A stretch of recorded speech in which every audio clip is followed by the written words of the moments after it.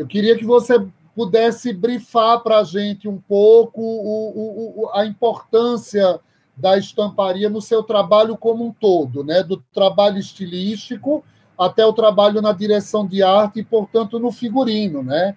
Você sempre me pontuou que a estamparia é um conceito fundamental dentro desse teu vocabulário estético, não é isso? Mas eu quero saber até onde essa importância é adquirida para que essa coleção realmente obtenha um grande sucesso. Então, Nestor, na verdade, o meu trabalho ele é pontuado pelo aspecto da pesquisa, né?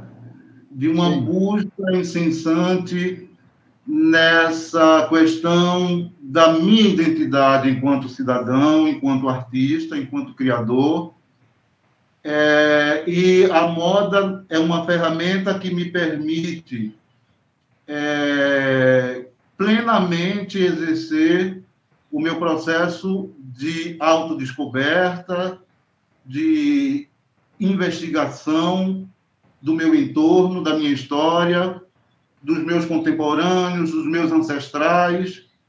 E nesse sentido, a moda é um lugar que me deixa paradoxalmente confortável e vivo, não é? E, por outro lado, inquieto, inseguro, em constante transformação e em busca muito mais do que resultados, em busca de processos.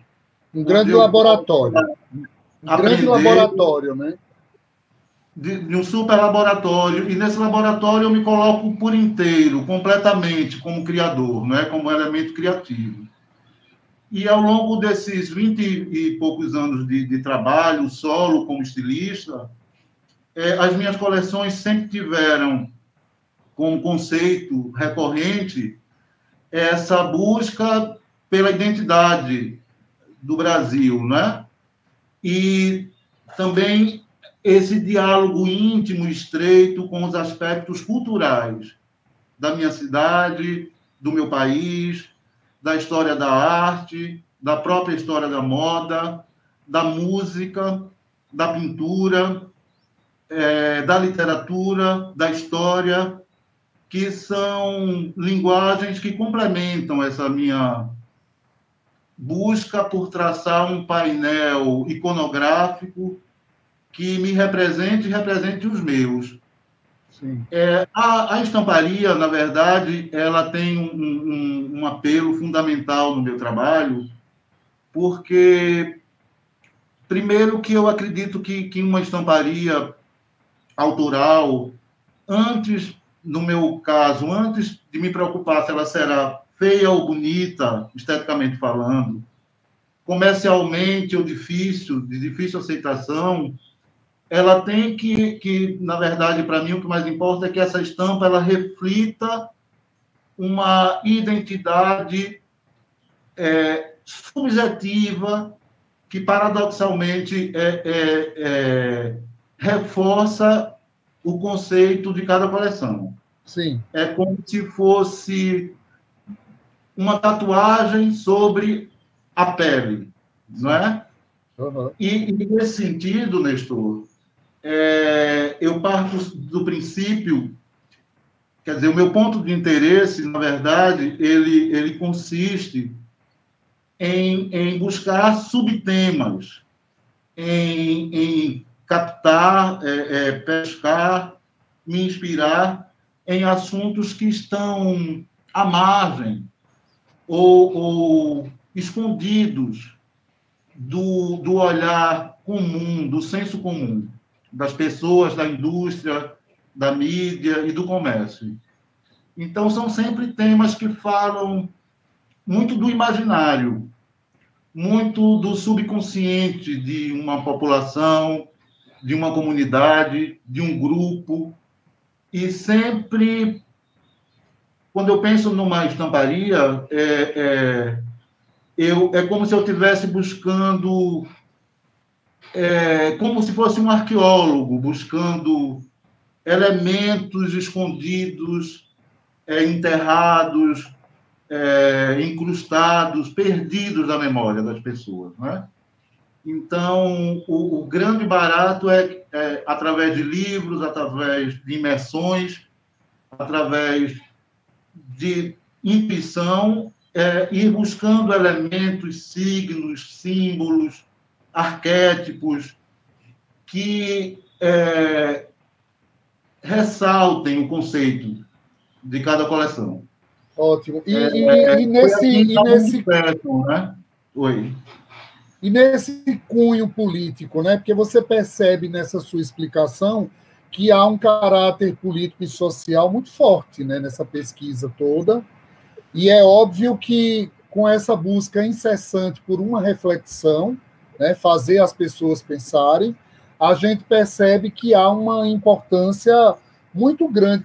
Dentro do processo criativo, quando você está criando a coleção, em que momento acontece essa idealização dos tecidos, assim, de tudo que você vai estampar? Vem junto do croquis ou é uma coisa que antecede ou permeia ou está após isso? O meu processo criativo, Nestor, é bastante caótico. Ele mesmo, nem imagino que deu jeito na pessoa, né? Eu consigo, dentro do caos, dentro dessa imersão, que é completamente orgânica, eu consigo estabelecer uma ordem muito pessoal para isso. Então, muitas vezes, a estampa ela advém de um croquis, da primeira ideia, da primeira roupa, porque, na verdade, a coleção nunca começa pela roupa. Muito começa bom ressaltar isso, necessidade temática de um assunto, de uma questão, de uma imagem, de uma ambiência que vem insistentemente pedindo para ser desenvolvida por mim. Então, a partir dessa sensação, dessa ambiência, dessa necessidade de falar determinados assuntos, ou acontece de vir no primeiro plano, num croquis, ou até o último instante, porque no meu desenvolvimento de coleções, Nestor, na verdade, ele nunca se encerra, né? Nunca a coleção está pronta. Sim. Eu sou forçado, em determinado momento, a arrancar, que arranquem, vocês produtores, arranquem a roupa de mim, né? Para poder fotografar, para poder levar para o público. É verdade. A vida inteira elaborando, enfim, rebordando, retingindo, desconstruindo. Um trabalho eterno, né? Um trabalho que leva muito tempo também. Né?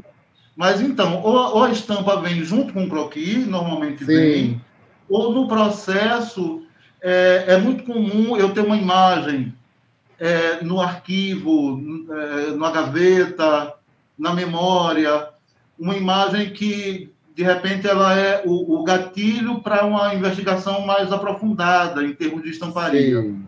Né? E isso acontece sempre.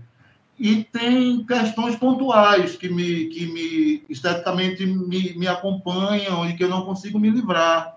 Tipo? Como, por exemplo, a questão da xilogravura, a questão de alguns artistas plásticos, até tradicionais, nordestinos, pernambucanos, que me são recorrentes, como o Gilvan Samico, com as suas xilogravuras surreais, o Abelardo da Hora, que já me cedeu gravuras para desenvolver estampa, o próprio Francisco Brenan, que é uma inspiração... Você independente de qualquer coisa, Edu, é um artista que tem o privilégio de ter um berço de inspirações e referências gigante, né?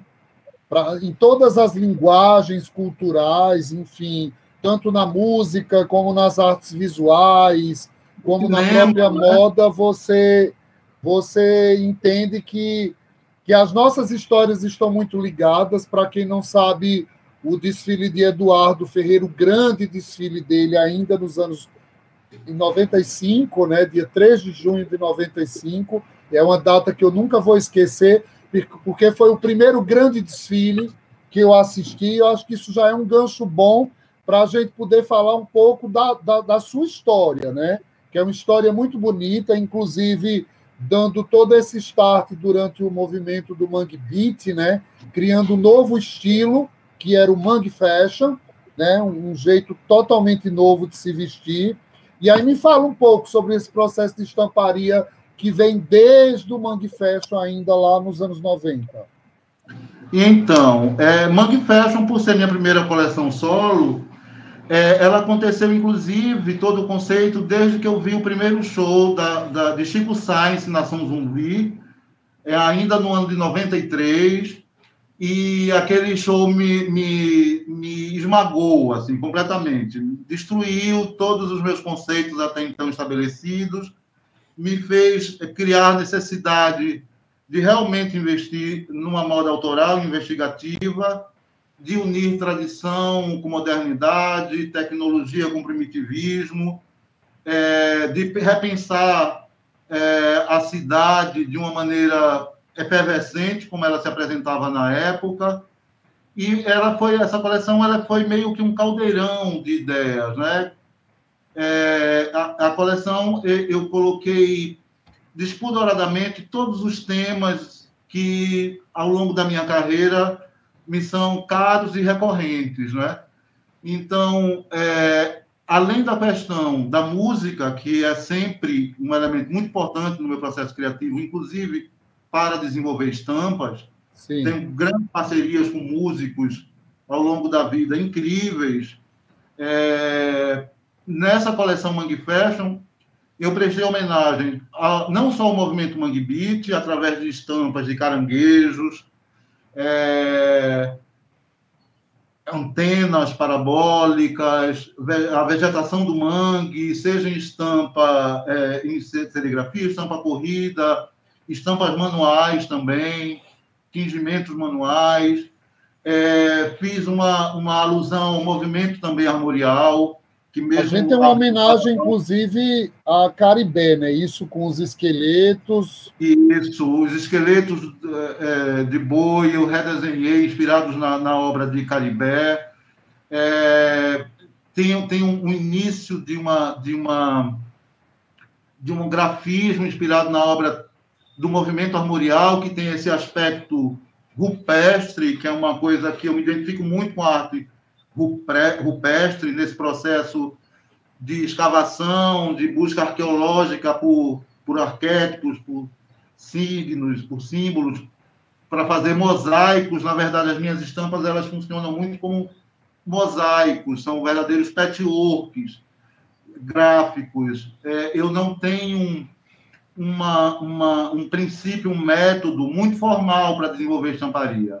Sim. O processo criativo é absolutamente orgânico e interminável também. E aí ele pode ser... contando histórias através e aí, esse processo ele pode ser também artesanal ou industrial, né? Isso daí é muito facultativo dentro do seu trabalho, não é isso? E ouviu, Edu?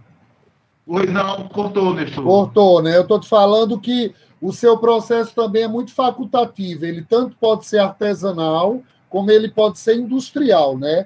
E aí vem uma pergunta recorrente, Edu, como era partir para esse processo desejado numa época tão remota? Porque a gente está falando de 25 anos atrás, não é isso? Recife já tinha estamparias, já tinha um serviço que te apetecia, ou alguma coisa ainda faltava, ainda naquele período? Nestor, veja só, dizem que tem uma frase que diz mais ou menos assim, que a necessidade é que faz acontecer, não é? Sim. Eu, como sempre pintei, sempre desenhei desde a infância, sempre estive muito ligado à questão estética, eu nunca tive dificuldades em buscar soluções técnicas para resolver as minhas criações. Então, como você falou, elas partem tanto de questões artesanais quanto de questões mais tecnológicas. Eu busco sempre um equilíbrio disso, um diálogo quanto a isso. Nesse sentido, eu estou sempre mais do lado do artesanal, inclusive para as estampas.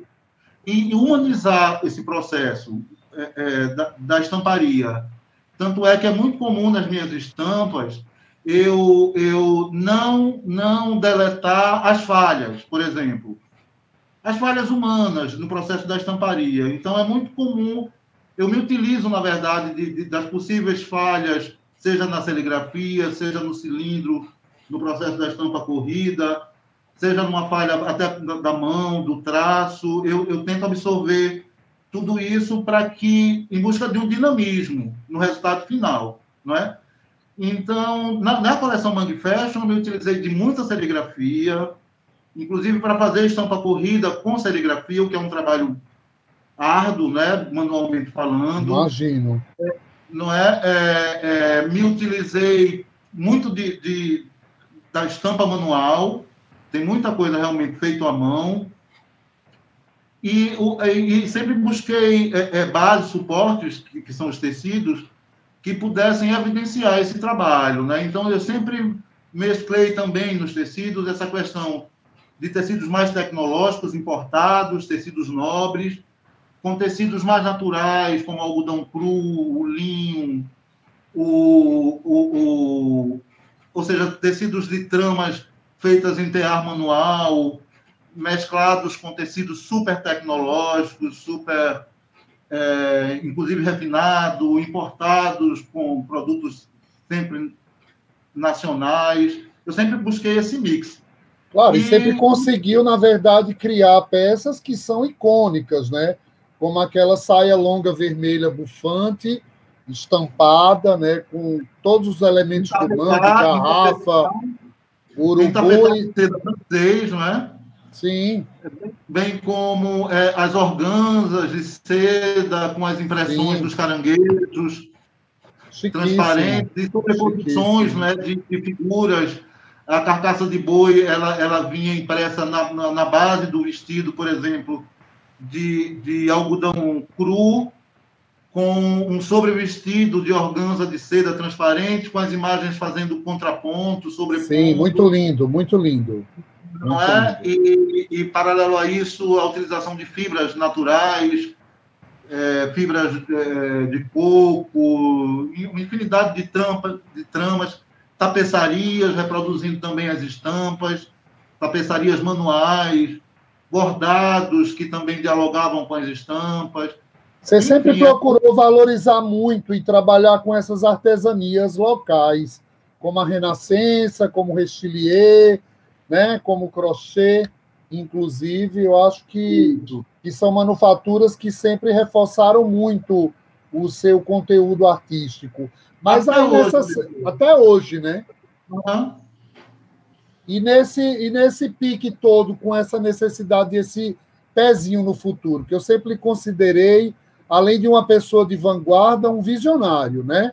Eu acho que seus looks futuristas sempre foram, para quem não sabe também, a gente sempre transformou os croquis de Edu, que são verdadeiras obras-primas, até em imã de geladeira, né? A gente tem uma coleção, minha geladeira é completamente cheia desses imãs. E aí essa segunda coleção se chamava Low Tech, né? Então, houve uma falha, querido, houve uma falha aí no roteirinho que eu lhe enviei. Sim. Na verdade, a segunda coleção, ela se chamou Influências Moura na Tradição Popular Brasileira. Ótimo. Foi uma coleção também apresentada no Fitoervas, em 96, que falava que era inspirada no livro de Câmara Cascudo, um sociólogo... grande folclorista potiguar, né? Um grande folclorista potiguar. Maravilhoso. E eu desde a pesquisa sobre o cangaço, que é uma outra estética que muito me interessa, para a Mangue Fashion, eu descobri indícios da questão moura, árabe, não é? Judaica, desde da iconografia do cangaço, e aí me remeteu também à minha infância, à própria literatura de cordel, as trovas, os mascates. Rico, essa coleção é muito rica, né? Foi uma coleção que eu ganhei um prêmio, ganhei uma bolsa de estudo para Paris, na SMOD de Paris, terminei não podendo ir por conta de compromisso aqui, e foi considerada a melhor coleção da segunda edição que eu participei. Edição, chique. Você sabe, Edu, que naquele tempo que eu morei em Natal, eu ganhei da Ana Maria Cascudo uma cópia, na verdade, de um grande relatório que o próprio Câmara Cascudo faz, referenciando e dando detalhes de toda essa operação estilística do cangaço. É um material rico que eu vou fazer uma outra cópia para lhe presentear, porque ele explica em detalhes como eram os filigramas e o porquê de tantos filigramas na roupa do cangaceiro, e é um material muito rico, né, para quem não sabe. Que delícia, que delícia. Mas esse livro de Influências Moura é um livro, um libretozinho, que ele faz uma síntese muito rica e complexa, apesar de sintética, sobre essas influências mouras. Não só no cangaço, mas na cultura popular brasileira, em específico na questão do Nordeste. E eu consegui, foi um descortinar dos meus olhos, assim, da minha própria infância, da minha questão identitária. E lá eu percebi muito dessa coisa. Eu peguei mascates ainda nas minhas ruas. Essa questão dos meus pais serem do interior. Meu pai, padrasto, na verdade, da zona da mata, e com um imaginário muito rico, liam para mim literatura de cordel na infância o tempo inteiro, e eu sempre muito interessado pela xilogravura, e percebi muito a ver, né, essa questão da influência árabe, moura, na cultura popular brasileira. E, intuitivamente, eu comecei a fazer minha pesquisa e procurei os especialistas em cangaço, os sociólogos. O que a gente tinha de estampa, Edu, nessa coleção? Então, tinha uma série de estampas sobre os cantadores violeiros, sobre violeiros e cantadores. Tinha uma estampa sobre mascates. A gente reproduziu, inclusive, no cenário, um mascate com a sua carrocinha, e isso virou estampa também. Tinham muitas sereias, não é? Porque tem a lenda, não é? É uma fusão entre a iconografia árabe, africana. Oi, está cortando um pouco. E eu fiz vestidos em origamis tridimensionais, em forma de balão, que iam inflando na passarela, e com uma série de estampas de sereias, muitas sereias, em tapetais, em seda pura, em algodão, muita xilogravura, contando essa história dessa influência, né? Como se fossem roteirinhos de cinema, né? Quando eu contava histórias através desse processo todo dos árabes e dos mouros aqui no Brasil, através das estampas, né? Muita estrela de Davi, muitos arabescos. Então, a estamparia tinha um fundamento de síntese do conceito da coleção muito forte. E o que veio na sequência disso, Edu? Como, deixou? O que veio na sequência disso? Qual foi a próxima coleção? Então, eu fiz a coleção Movimentos Brasileiros, que foi minha terceira coleção, que era inspirada nos principais movimentos brasileiros.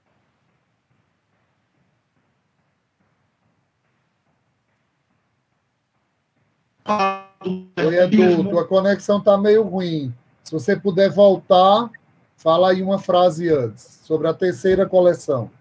Então, a terceira coleção, está me ouvindo, Nestor? Estou, agora está melhor. A terceira coleção, ela chamou-se Movimentos Brasileiros, que era uma síntese dos principais movimentos brasileiros ocorridos no século passado, que tinham em comum essa reflexão sobre a questão da brasilidade nas artes e no comportamento. Então, eu falava do movimento modernista de 20, de 30, falava na obra de Tarsila do Amaral, fiz algumas reproduções de Cavalcante em forma de estamparia, do Puru, da Tarsila, essa questão da antropofagia foi a primeira vez que eu abordei em minhas estampas. Falava histórico no Brasil, sobre tropicalismo, até o movimento regionalista de 30, que é onde entra Gilberto Freire com os seus croquis de uma viagem que ele fez ao norte da África, que também é um trabalho recorrente, apesar de ter avançado muito no sentido crítico sobre a obra e a contribuição de Gilberto Freire, mas durante muito tempo ele, para mim, foi... Está cortando, Edu, bastante. Está cortando bastante, você fica mudo e congela, mas eu creio que seja a sua conexão mesmo. O que é que eu posso fazer? Está melhor agora. Não tem o que fazer, não. É a internet mesmo, não tem problema nenhum, não. Como a gente está gravando, a gente consegue fluir.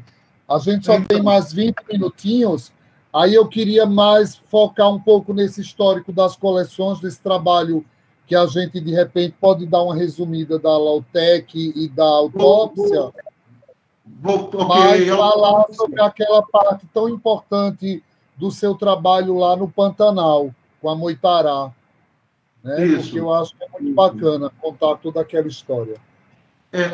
Essa história enfim, tem movimentos brasileiros, tem a Lautec, que foi para a Semana de Moda de São Paulo, que hoje é a Casa dos Criadores. A autópsia, né, que foi uma homenagem póstuma a Chico Sainz, que foi um desfile que contou com a banda Nação Zumbi, fazendo ao vivo, e eu falava de uma autópsia imaginária sobre o corpo Brasil. Mas é uma coleção bem interessante, né? Com esse grafismo, inspirado nesse grafismo pornográfico dos banheiros públicos, né? Tinha isso, tinha toda essa iconografia do obsceno em banheiros, então muitos falos, muitas xoxotas estilizadas, e por incrível que pareça, uma coleção extremamente comercial, Nestor. Sim. A Pena usou muito até hoje. Eu tenho duas peças e ainda tenho uma capa com a marca, que na verdade é uma... Eu acho que o ícone dessa coleção é o boi, que sempre foi sua marca registrada, mas num formato de átomo, não é isso? Ele faz uma analogia a um átomo. Muito bacana esse trabalho. Uma alfaiataria muito forte, como sempre, meu trabalho, eu tenho alfaiataria, e a estampa, na maioria das vezes, também vinham no forro, né? Os forros todos estampados, e toda a alfaiataria. E foi quando eu conheci o Abelardo da Hora, me encantei, me apaixonei, já era apaixonado pelo trabalho dele, e ele me deu uma gravura de um casal de mestre-sala e porta-bandeiras de Maracatu. E eu fiz a estampa corrida com essa gravura e reproduzi a figura, Fabiana Pirro encerra o desfile, com um look tridimensional, completamente Abelardo da Hora. Foi lindo. Que maravilhoso. Depois veio a coleção Moitará, né, que é uma coleção que foi feita toda entre o Pantanal, o Xingu e a Chapada do Guimarães. Foi uma coleção muito curiosa, porque eu fui contratado pelo Sebrae e descobri já em loco que não existia foi o final dos anos 90, não existia nenhuma tecnologia, nenhum processo de estamparia, nenhuma estamparia existia na época em Cuiabá, e eu me vi obrigado a literalmente pescar o peixe, literalmente tirar a pele, fotografar, e através de transfer desenvolver estampa corrida. Isso aconteceu também com retratos feitos por Renato de índios, de ribeirinhos. As carinhas das pessoas viraram estampa corrida.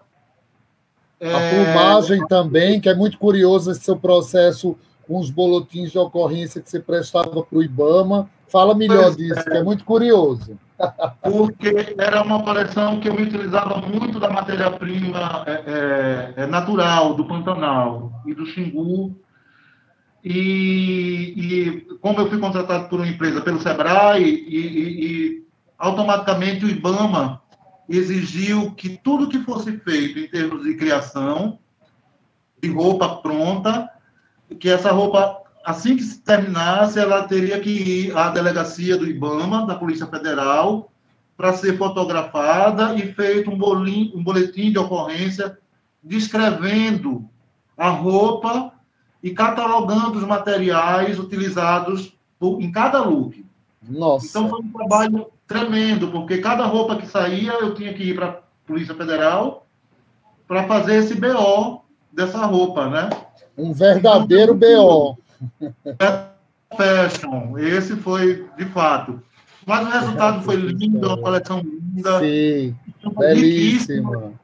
Estampas ricas, até hoje eu tenho clientes que eu não tenho no meu acervo, tem peças lindas que eu morro de inveja e quero tomar, arrancar do closet e sair correndo com essas peças. Ô, Edu, e essa experiência com o beachwear? Você tem pelo menos 2 coleções de beachwear, uma em homenagem ao mestre Vitalino e outra em homenagem ao J. Borges, que é um outro grande estilogravurista, né? Isso, daqui de Pernambuco. Essa experiência em estampar na Lycra.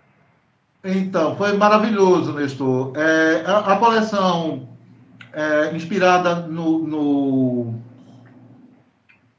mestre Vitalino. É uma coisa assim que me trouxe uma memória afetiva muito grande, né? Então, eu fui criado brincando com os bonequinhos de Vitalino, ainda que eu sou velha, né? Eu sempre ia para a feira comprar os bonequinhos, quando criança, os coisinhos para colecionar. Então, foi muito rico visitar a casa, conhecer os familiares, ir no Alto do Moura, fotografar as peças e transpor isso para o universo beachwear. Foi um desafio muito grande, porque foram muitas imagens colhidas e uma coleção extensa, com mais de 30 itens, e que ficaram absolutamente singulares. Ficou uma moda praia... Acredito, sim. Nada igual, nunca vi nada igual. E além da Lycra, você chegou a usar outros tecidos? Muita organza, muita viscose para saídas de praia. Usei, inclusive, fiz toda a parte de o que seria de ferragem, de acessórios em barro, feitos pela família do mestre Vitalino. E, para minha surpresa, eu fiz isso em parceria com a empresa de Santa Cruz Capibaribe. Foi um sucesso, inclusive internacional, em feiras internacionais dessa coleção. Sim. Vendeu-se muito dessa coleção. Que lindo. E aí, nesse processo que eu acho que já permeia os anos 2000, né? Já nessa nova década, houve um hiato na tua carreira. E o que é que foi feito durante esse tempo, Edu? Essa primeira década do século, assim, a nível de coleção, porque em 2013 você volta desse ato, né, desse long time, pelo menos das passarelas, para um desfile também antológico no Aurora Eco Fashion. Isso, Nestor. E aí a gente tem uma... É quando eu, de fato, me aproximo muito do seu trabalho, para reconhecer que essa estamparia, que inclusive eu estou usando, né? Você vai falar um pouco mais daqui a pouco sobre essa coleção Alecrim, mas nesse período, assim, por curiosidade, o que aconteceu? Então, Nestor, é engraçado que, na verdade, desde o final da década de 90, eu resolvi desacelerar o meu processo produtivo, né? Eu acho que um pouco pelo meu processo pessoal, um excesso de expectativa vinda da mídia, do público, das pessoas sobre o meu processo criativo. Isso começou a mexer um pouco com o meu psique, e eu migrei e me aprofundei cada vez mais nessa investigação sobre a renda renascença. Foi um período de estreitar esse meu interesse antropológico sobre a renda renascença, aprimorar nas regiões produtivas, fui conviver com artesão, entender como é que eles vivem, o que comem, o que ouvem, fui aprender a renascença, a criar os riscos, elaborar modelagens, e ao longo disso também comecei a dar consultoria pelo SEBRAE nessas regiões artesanais, linkando também com as indústrias da região do Agreste, Caruaru, Santa Cruz e Toritama. e desenvolvendo coleções. Sim, coleções essas que, inclusive, foram desfiladas ainda no Recife Fashion e Art, né? E no próprio Recife Fashion, acho que... Em Salvador, em vários eventos. Para dedicar para esse processo investigativo do artesanato em si e dessas consultorias às empresas. Paralelo a isso, também estreitei minha relação com a dança contemporânea no Brasil. Colaborei com várias companhias importantíssimas de carreira internacional, obtive críticas do New York Times, positivíssimas quanto aos meus figurinos. Foi assim com a Cisne Negro, com a São Paulo, Companhia São Paulo de Dança, da Inês Borges. Estreitei minha relação com Minas, com a Companhia Seraquê, do Rui Moreira, numa série de espetáculos, fazendo cenários, figurinos, que tomaram o mundo. Todos os trabalhos foram internacionais, muito bem recebidos lá fora. Antes disso, Nestor, nesse período do Recife Fashion Art, eu fiz a coleção Morte e Vida Severina, que era inspirada no livro homônimo de João Cabral de Melo Neto, e que contavam com as estampas de Brenan. Ele me cedeu uma estampa para um figurino de um maracatu, e eu rebordei essas estampas nessa coleção, e recriei também. Então, passado a coleção de J. Borges, que foi também de moda prática, eu fui para o ateliê de J. Borges, fiz residência artística no ateliê com ele, pescando, estilizando, desenvolvendo as figuras para a coleção. Houve esse ato, realmente, de passarela, até que recebi o convite super lisonjeiro seu de participar do Aurora Eco Fashion, né? Que é um projeto que, para mim, é muito caro, é um modelo de semana de moda que me é muito especial, pelo formato, pelo cuidado com que você e sua equipe concebem e conseguem executar com muito charme, distinção, pés no chão, valorizando que lindo. a humanização do pensamento da moda, com engajamento, com propósito, muito alinhado com a questão do Moda Brasil, né? Da Mônica. Sim, total. Inclusive, você sabe, porque eu já lhe falei por várias vezes, que foi a realização de um sonho, né? Uma pessoa que já te admirava há muito tempo, assim. Nunca pensei também que 2 ou 3 décadas lá na frente a gente pudesse realizar um desfile na rua, democrático, e você ser coroado pelo maracatu, né? Ser homenageado, inclusive considero um dos momentos mais importantes do projeto, primeiro por uma coleção que também nos apetece muito em estamparia, né, Edu? Fala um pouco desse processo da coleção Alecrim. Então, Nestor, é uma coleção que, como as outras, mas essa tem um sabor especial, ela parte dessa minha memória afetiva, né? Eu me lembro que, no final dos anos 90, eu ganhei um livro muito bacana, de edição super limitada, feito pelo governo do Estado, onde esse livro fazia um apanhado da iconografia holandesa no período da invasão, né? No século XVI. 1600, século XVII, perdão. E esse grupo que veio com Maurício de Nassau, né, que trouxe... Holandeses e alemães, não é isso? Alemães. E fez parte dessa comitiva de Maurício de Nassau muitos desenhistas, como Franz Post, como o Eckhout, o George Mark Graf, que era um nome que eu não conhecia e que eu tinha esse livro e guardava como se fosse assim o meu tesouro. E quando você me convidou para fazer a coleção, eu tive não mais do que 2 ou 3 semanas, né, Nestor? Você lembra, foi né? verdade. Para desenvolver. Então, eu pirei, eu surtei mais uma vez, mergulhei no livro e reforcei um tema que me é muito caro e recorrente, que é a questão da antropofagia na moda, né?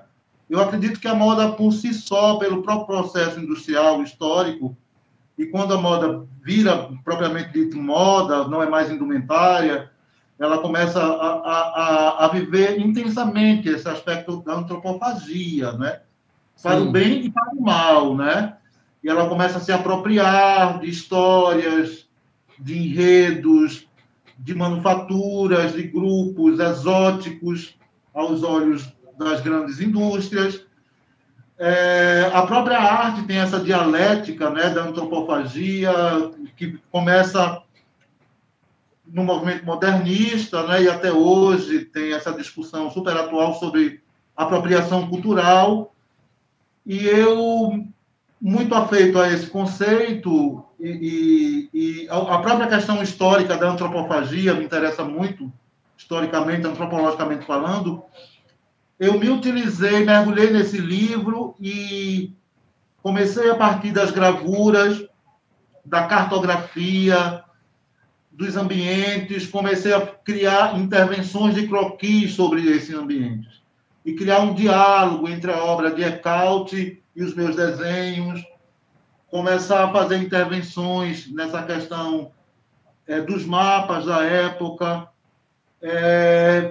sobre colagens, em cima de colagens, muito com essa ideia de apropriação, de intervenção e, o que é mais importante, de decolonização também. Sim, né? decolonizando isso, inclusive, para o universo da moda, não é isso? Para o universo da moda e para a contemporaneidade, né? Sim. E criei uma série de...